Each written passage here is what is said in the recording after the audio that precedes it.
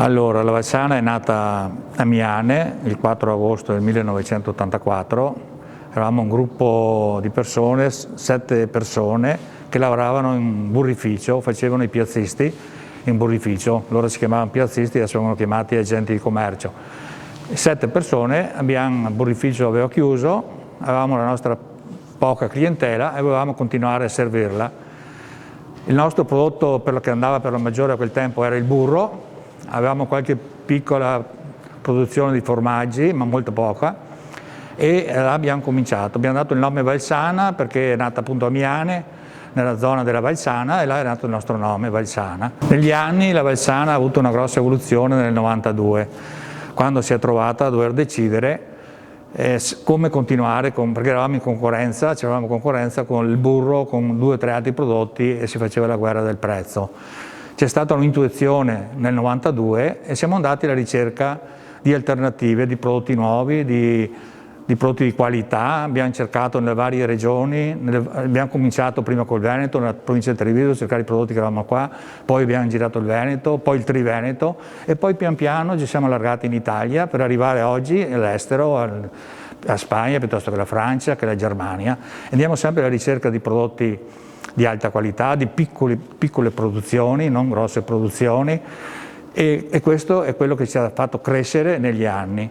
Un prodotto viene assaggiato una prima volta qua in Valsana, ma non è stata una sola volta, per dire la prima volta può anche andare bene e funziona, per 2 o 3 volte viene fatta questa selezione di questo prodotto, poi quando il team di assortimento, che io non faccio parte, però ci sono le persone proposte, sono in grado di capire che è già pronto per essere un prodotto per Valsana. I prodotti vengono poi prelevati con un commissionatore dai nostri ragazzi e ogni cassettina corrisponde a un diverso cliente.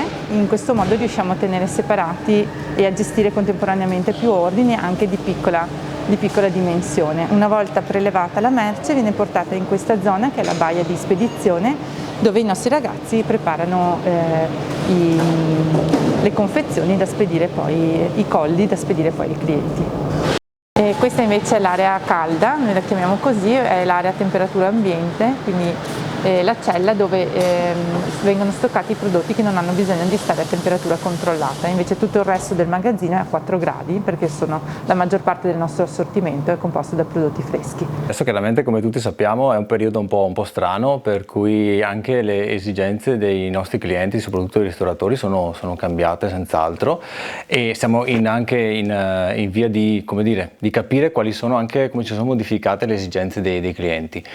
E parlo dei consumatori finali. Comunque in linea di massima considera che andando anche verso questo periodo sicuramente la fa da padrone il prodotto tipo una mozzarella di bufala, che tutti riconducono chiaramente alla Campania, ma noi qui in zona a Susegana abbiamo un produttore di mozzarella di bufala che è la società agricola Borgoluce, che è un ottimo produttore appunto di mozzarelle di bufala, che sono molto richieste da tutti i ristoranti, anche enoteche e bar della zona.